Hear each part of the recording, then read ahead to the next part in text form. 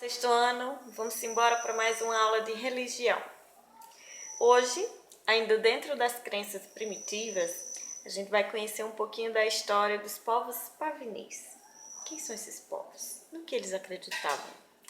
Então, bora lá. Olha só. Os povos pavinis eram povos americanos, indígenas americanos, certo? E esses povos, eles tinham uma crença muito interessante. Eles acreditavam num deus chamado Tiravahat.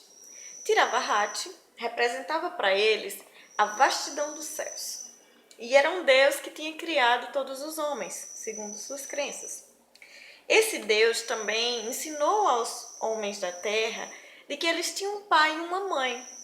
E esse pai era os céus e a mãe era a terra. Os homens eram filhos da mãe terra e do pai céus. E essa paternidade era muito respeitada.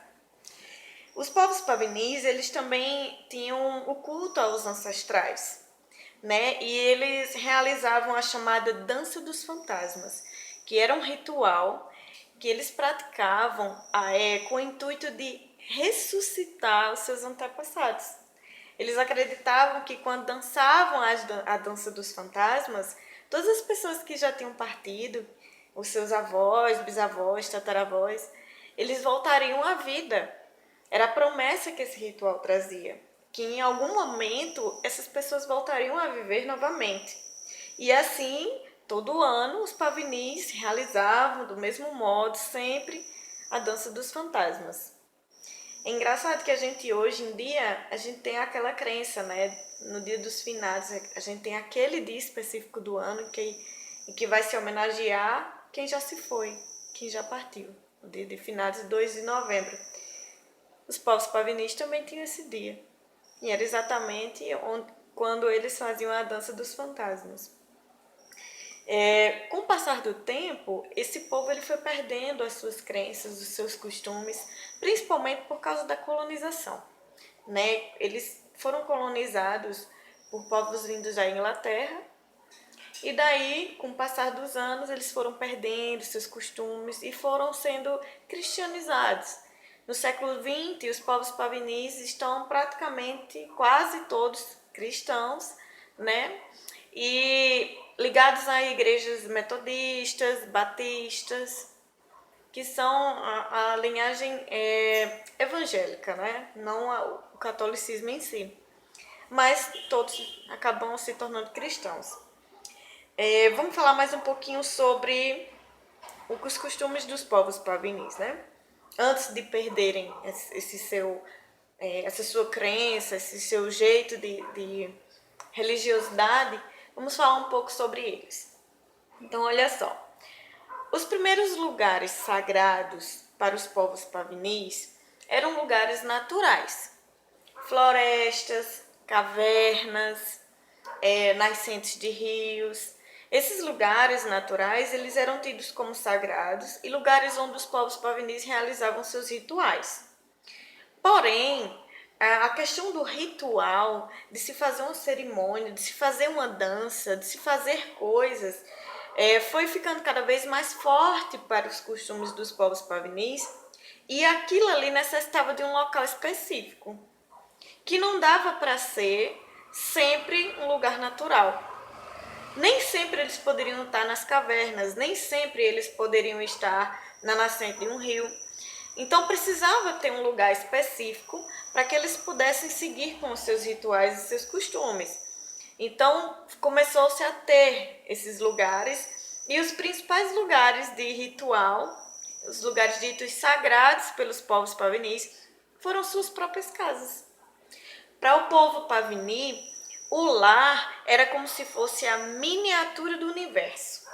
A gente tem todo o universo, né? Com os planetas, a lua, tal, as estrelas. Para os povos pavinis, a nossa casinha, o lugar onde a gente mora, é uma miniatura desse universo todinho.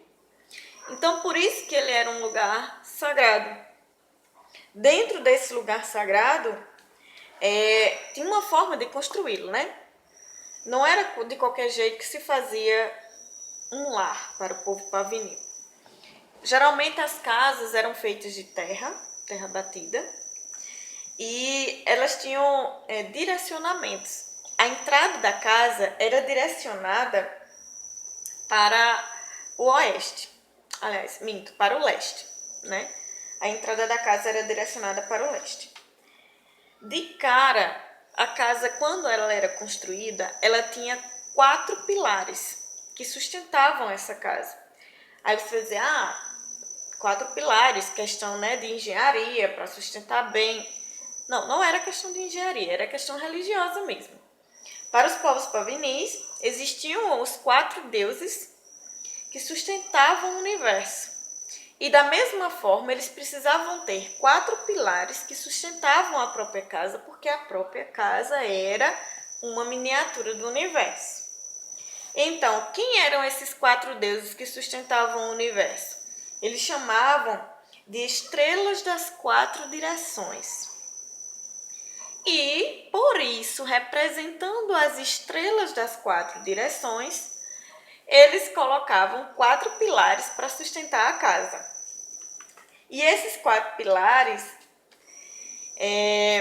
era interessante porque eles tinham uma relação com os deuses.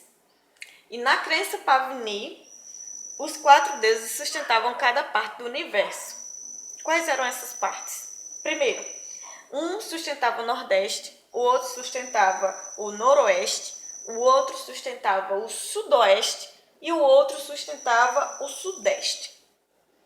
Então, das estrelas das 4 direções, a gente tem um para o nordeste, um para o noroeste, um para o sudoeste, um para o sudeste.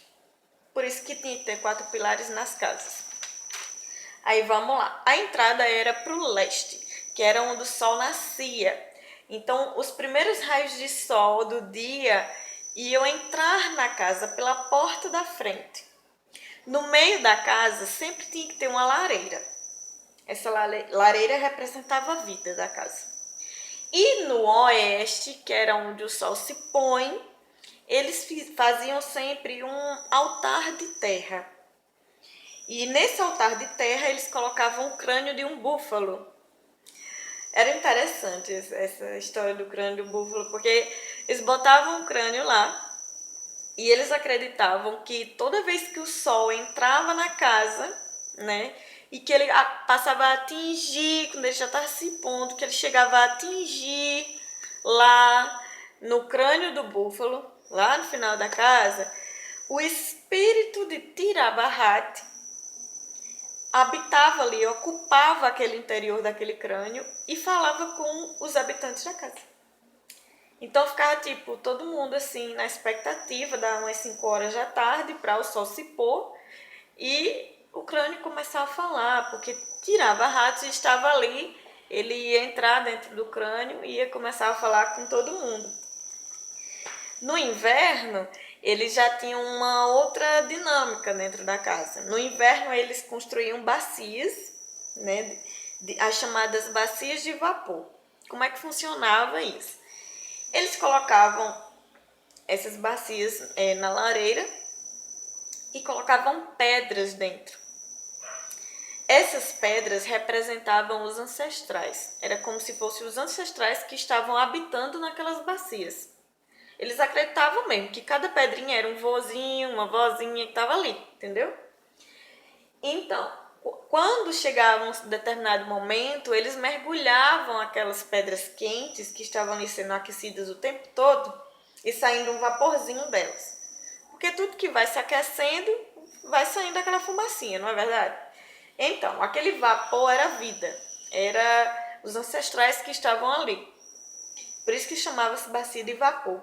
E em um determinado momento ele pegava aquelas pedras superaquecidas e colocavam em água, mergulhavam em água. Quando a gente pega algo bem quente, que a gente mergulha na água, o que acontece? Esfria, professora, sim, mas não é só esfriar. Automaticamente, no momento que você coloca algo bem quente na água, faz aquele chiado, né? A água evaporando assim bem rápido, porque entrou em contato com a atmosfera, com uma superfície bem quente. Então, para os povos pavinis, aquele chiado da água indo embora era a respiração do ancestral, certo? Então, era isso que eles tinham de crenças. E era bem interessante, eu achei bem interessante a história dos povos pavinis. E minha explicação termina por aqui. Se você tiver alguma dúvida, você volta o vídeo ou então fala comigo no privado do WhatsApp, tá bom? Um cheiro, estudem, perseverem, que a gente vai conseguir, a gente ter um ano decente e passar para outra série em nome de Jesus, né? Um cheiro, tô com muita saudade de vocês.